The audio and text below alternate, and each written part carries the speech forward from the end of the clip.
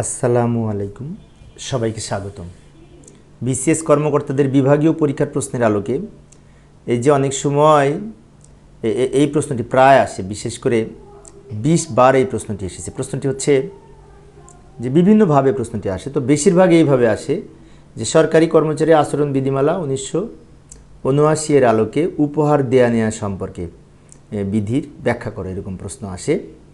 এই ধরনের প্রশ্ন বিগত বছরে এখান থেকে এটা সম্পর্কে 20 বার এসেছে। প্রশ্নটি অত্যন্ত গুরুত্বপূর্ণ, তাই না? তো এখানে আমরা এইভাবে উপস্থাপন করতে পারি লেখার সময় যে সরকারি কর্মচারী আচরণ বিধিমালা 1979 এর বিধি 5-এ উপহার দেয়া নেওয়া সম্পর্কে বলা হয়েছে। প্রথমে আমরা লিখব যে কোন বিধিতে বলা আছে, তাই না?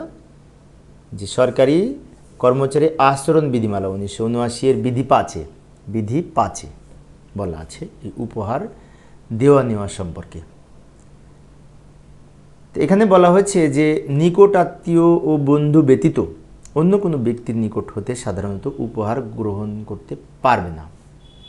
অর্থাৎ নিকট আত্মীয় বা বন্ধু ব্যতীত অন্য কারো কাছ থেকে উপহার গ্রহণ করা যাবে না।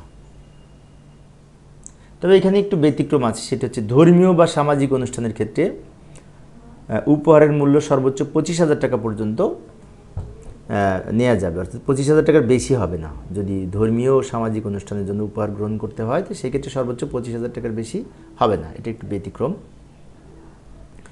এবং এখানে আরও বলা হয়েছে উপহার গ্রহণ করলে উপহার দাতার নিকট কোনরূপ সরকারি কর্তব্য পালনে বাধ্যবাধকতায় আবদ্ধ করে কিনা এই প্রশ্ন উত্থাপিত হলে এই ব্যাপারে সরকারের সিদ্ধান্তই চূড়ান্ত হিসেবে গণ্য হবে। অর্থাৎ এখানে বলেছে যে উপহার গ্রহণ করার সময় সে উপহারের সাথে রিলেটেড সরকারি কর্তব্য পালনে কোনো বাধ্যবাধকতা আছে কিনা বা বাধ্যবাধকতার কোনো বিষয় জড়িত আছে কিনা এই সম্পর্কে যদি প্রশ্ন উত্থাপিত হলে এই ব্যাপারে সরকার যে সিদ্ধান্ত নেবে সেটি চূড়ান্ত হিসেবে গণ্য হবে। তো এইখানে বিদেশিদের নিকট থেকে উপহার সম্পর্কে কিছু তথ্য আছে, সেটি হচ্ছে বিদেশি রাষ্ট্রপ্রধান বা প্রতিনিধি কোনো উপহার প্রদানের প্রস্তাব করলে মনোকষ্ট না দিয়ে সম্ভব হলে এড়িয়ে যাওয়া উচিত।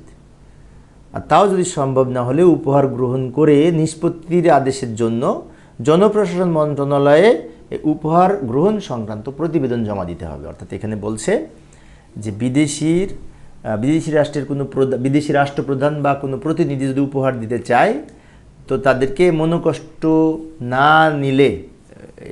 না গ্রহণ করা উচিত। তারপরেও যদি সম্ভব না হয় তাহলে উপহার গ্রহণ করার পর তার নিষ্পত্তির জন্য বিশেষ করে এই বিষয়টি সম্পর্কে জনপ্রশাসন মন্ত্রণালয়ে উপহার গ্রহণ সংক্রান্ত প্রতিবেদন জমা দিতে হবে।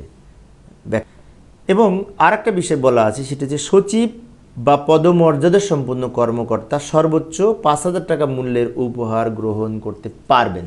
এখানে একটি বিষয় বলা আছে যে সচিব বা সমপদমর্যাদা সম্পন্ন কর্মকর্তা সর্বাধিক 5,000 টাকা মূল্যের উপহার গ্রহণ করতে পারবেন। এর সর্বশেষে আরও বলা আছে যে এখতিয়ারাধীন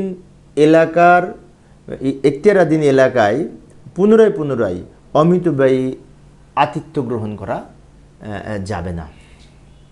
অর্থাৎ যে এলাকায় কোনো কর্মকর্তা কর্তব্যরত থাকবেন সেই এলাকায় পুনরায় মানে বারবার আতিথ্য গ্রহণ করতে পারবেন না।